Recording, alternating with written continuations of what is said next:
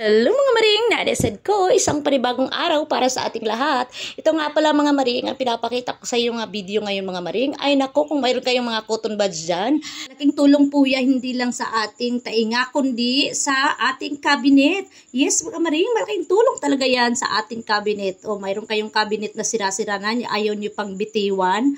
O bumitiw ka na mga maring, wag mo na yang itago kung ayaw na sa iyo mga maring. O siya nakapaghugot ng mga maring. O ganyan ang gagawin mga maring. Tanggalin mo lang yung lumang screw mga maring at syempre linisin mo din at ipasok yung cotton buds doon sa butas. At syempre lalagyan mo din ng screw at butasan mo ng maayos mga maring. Ayan, binutasan na at syempre ganyan ilagay mo ang screw mga maring. Tapos pagkatapos nilagay ng screw, nilinisan mo konti.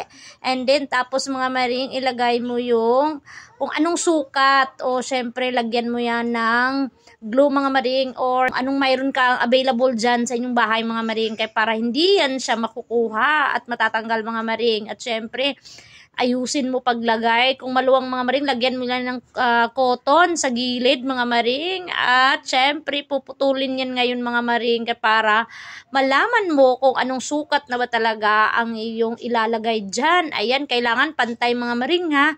Huwag nyong i-oversize mga maring para maganda naman tingnan. At saka syempre, lagyan mo din ulit ng screw mga maring para mahimalak na siya mga maring at hindi na matanggal. Ay nako, ang malaking tulong talaga ito mga maring. Ayan, bumalik na mga maring sa kanyang original. O ayan, pag gusto mo lang tanggalin, ganyanin mo lang mga maring at ulitin mo mga maring ko. Malaking bagay talaga ito mga maring, cotton buds na ito. O ayan, yun lang mga maring. Follow for more tips. Bye!